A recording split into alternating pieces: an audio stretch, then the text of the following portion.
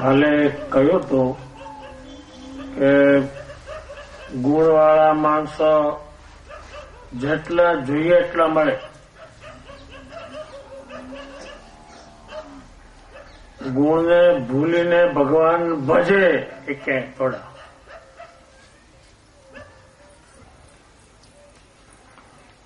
ગુજરાત સરકારને ખબર ખરી કે કોણ આ ગુજરાતમાં પૈસાવાળો છે, કોણ બુદ્ધિશાળી છે, પણ આ બધા મૂકીને ભગવાન ભજનારો કોણ છે એક આંકડો નહીં ત્યાં. ત્યારે કોઈ મંદિર બાંધી આપે, કોઈ મૂર્તિ પધરાવી આપે, બધું કરી શકે, પણ કોઈના ઘરમાં મંદિર કરાવી ના શકે અને કોઈ કરે પણ નહીં.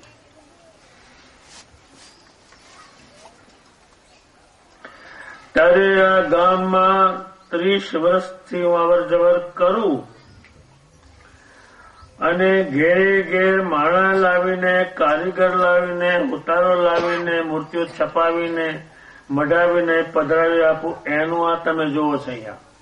નહીં તો અહીં તો હોય. આ તો થોરીએ કેરી આવી, અહીંયા આવે મરી જાય તો ન આવે. થોરીએ કેરી આવી એટલે બહુ કેવાય. થોરી તો કાંટા વાળી થોરીયું તો એક ઉભો બે વાંકા પણ કાંટા. અહીં તો સ્વામિનારાયણ લટકતા છે, કોઈ દાડો હોય. અહીંયા શું કરી આપ્યું મેં? મંદિર કરી આપ્યા. અત્યારે તમે મંદિરમાં જાઓ તો આનંદ માનો, ઘરમાં કાંઈ ન મળે.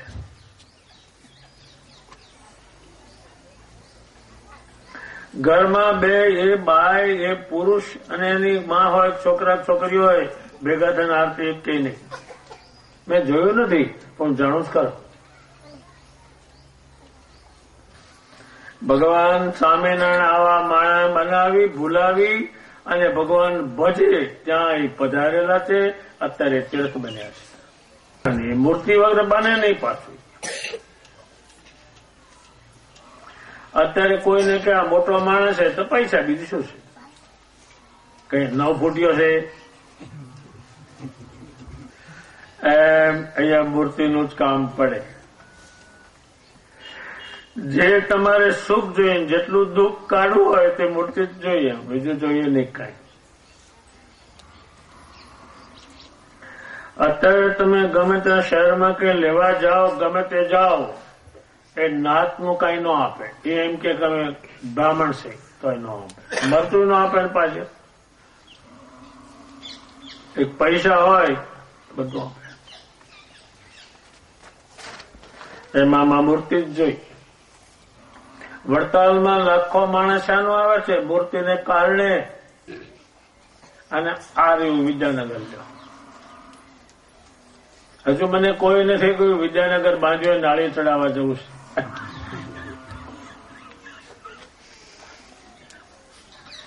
કોકે કહ્યું છે કે આંધળે બજાર લૂંટી. ઈશી બંધ બે આંધળા અને બજાર લૂંટે. આ જેટલા તમે દોરા ધાગા મંત્ર બધા આંધળા છે એની પાસે આ લૂંટી ગયો આવે. હાવ આંધળા છે, હાવ આંધળા. હવે એને તમને લૂંટ્યા, આમ કર્યા. તમારા પનોતી બેઠી છે, હાવ આંધળા, એને આને લૂંટ્યો.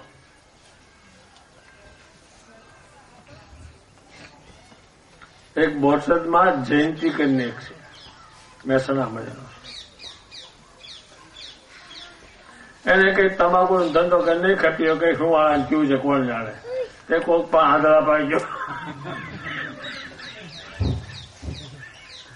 રૂપિયા 5,000 લઈ લીધા. જો વધારે ગયો તો બધું લઈ લે આંધળો. હાવ આંધળા, આ એ વિટા પહેરે છે તે આંધળા, હાવ એની પાસે ગયા. આની પણ કશું નથી, યા ગયા આંધળા. જેટલા કઈ છે કંઠી વગરના એ આંધળા જ છે આ સંપ્રદાયમાં. એક પલ્લીઓ કે છોકરો છે મારો, નાનપણથી સ્વામિનારાયણ વાંચે, સ્વામિનારાયણ કરે. એને શું અપટત ચાલુ કર્યું કોણ જાણે, વળી ગયું કંઈક. ત્યાંનો બાપ સાળીપુર લઈ ગયો, કોઈક પાંચ બીજા પાંચ ગયો, પાછા દવાખાને લઈ ગયો અને પેલું ગાંડા જેવું થઈ ગયું. હા, તો મેં તો એને વડતાલ રાખ્યો, એને બદામ ખવડાવું, એવું સારું સારું ખવડાવું, સારું થયું ત્યારે. તો એનો બાપ કે છે કઈ વળાવવું પડશે, કરવું પડશે.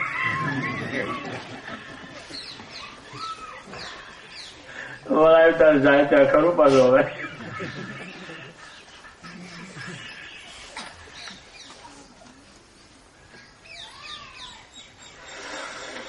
પલિયાનો દાદો હશે એની માનો બાપ, એ કઈક કરી લાવ્યો.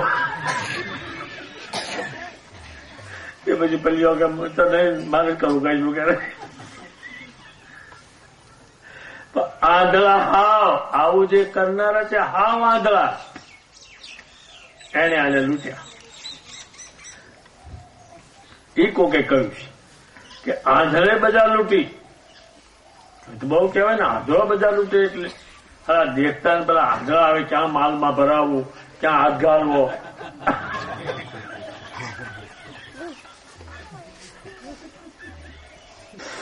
દોરા ધાગા એ કોકે લૂંટેલો છે ને.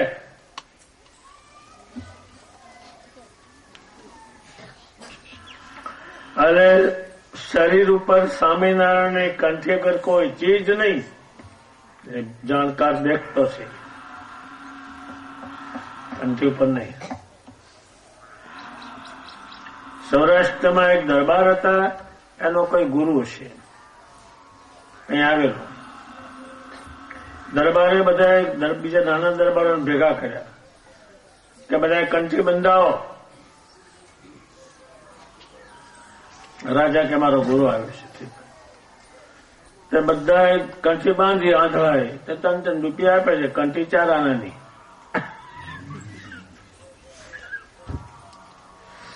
પછી એક સ્વામિનારાયણ ભગવાનનો ભગત હતો, એ દરબાર હતો, એ બોલે યાર બેઠા કે દરબાર કંઠી બંધાવો, કે ગળામાં તો સ્વામિનારાયણની કંઠી છે એટલે બીજી બાંધ્યું નથી, અને એના કલ્યાણ માટે બાંધ્યું હોય તો પગે બાંધાય ગયા.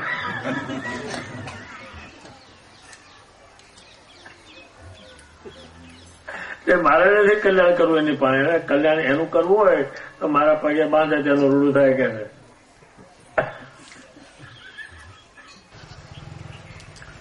દભાણ ગામમાં 25 વર્ષ પહેલા એક એવું ટોળું આવેલું, 50-60 માણસનું પડ્યું. કોઈ આમ કરે ને કોઈ ઓહમ સોહમ ને એવું તેવું કરે. પછી કોઈનો હાથ જોવે, કોઈનો કઈ જોવે, કઈ જોવે. તો બાવા તો ગામમાં સ્વામિનારાયણ બાજુ પર રહ્યા. પછી કોઈ છોકરીને જોડાવે, કોઈ છોકરાને જોડાવે, કોઈ ઘરનું કે, કોઈ ભૂતનું કે. એ બાવા ગામમાં આમ ફરે તો ચોક્કાગીના લાડવા કરવાના 60 માણસ. 25-30 વર્ષ 150 રૂપિયા સુકાના ચલમના, તારે તેને ભાવ છાપેલા, ત્યાર પછી પધરામણી થાય. આખું ગામ એમાં પડ્યું. એક 3 માણસ નો ગયા. એ મેં તમને ગઈકાલે કહ્યું તો નિર્ગુણ એટલે ઘડીક 5 કલાક ભૂલી અને સ્વામિનારાયણને ભજો એ કિંમતી છે. સ્વામિનારાયણે કીધું છે તમે રાત્રે આખી રાત ભૂલીને સુઈ જાઓ, આખી રાત. તો ઘડીક તમે ભૂલતા હો વ્યવહારને, બધું ભૂલી જાય. ક્યાં પૈસા, ક્યાં ધંધો, ક્યાં હું તો છું, કોનો છોકરો, ક્યાં ઘર, કોઈ ચીજ નહીં. ત્યારે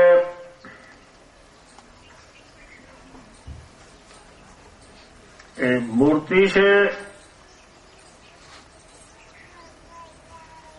એને તમે ઓછું વધતું પગે લાગો, દર્શન કરો, હાથ જોડો, એને ફળ આપો, 1 રૂપિયો મૂકો, એ ત્યાં એ બધું એને કારણે સુખ છે.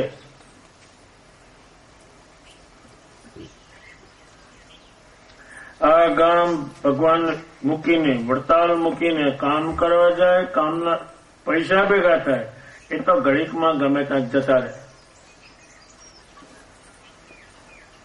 જો તમને રોટલા આપનાર મૂર્તિ જેટલું તમને કંઈક દુઃખ ઉભું થાય તો મૂર્તિનો સંબંધ ઓછો થઈ ગયો. મૂળિયા કાપ્યા કે દર્શનનું કાપ્યું, 2 રૂપિયા આપવાનું કાપ્યું, શેર બાજરો મૂકવાનું કાપ્યું, એ કાપ મૂકાણો એ મૂળિયું કપાણું.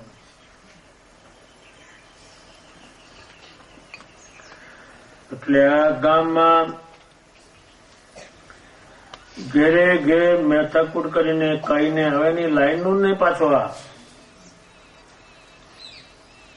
એ મૂર્તિ પધરાવી એના સિવાય આનો મેળ પડે એમ જ નથી.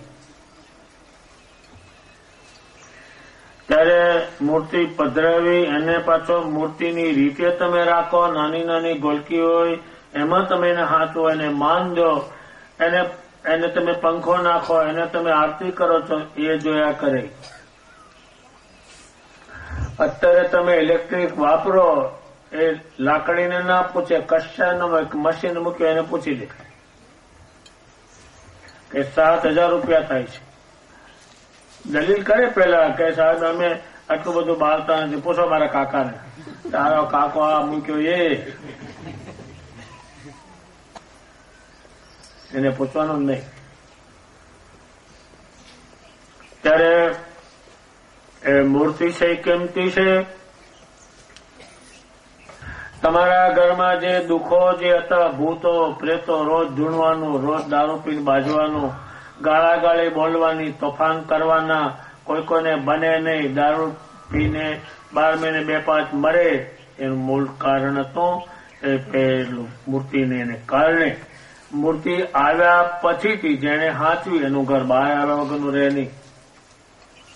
અને આ ભૂવા છે, ભૂતા કાઢે કે જેમ આપણે ખેતરમાં કઈ જઈએ અને કહે કેમાં ખેતરમાં માટે મારા ખેતરમાં બાજી જાય, એ જાતની ક્વોલિટી ભૂતની. મરચાના ધુવાડા કરે, જોઈ લે મારા રડા પછાડે, નીકળી જાય. પછી ફેમિલીમાંથી નીકળી અને તરત ફેમિલીમાં આગી બાજી જાય નહીં. રામપુરામાંથી બહાર ન નીકળે હપુજી. એટલે આ વ્યવહાર ભૂલી આગો પાછો કરી અને ઘડીક ભગવાન ભજો છો, એનું એક પરિણામ તમે સારું કાયમ જોતા રહેવાનું. અને જે મૂર્તિ મેં આપી હોય અને વ્યવહાર કરે મૂર્તિ અમે ન જોવે, એ વ્યવહાર ગમે ત્યારે બેસી જવાય.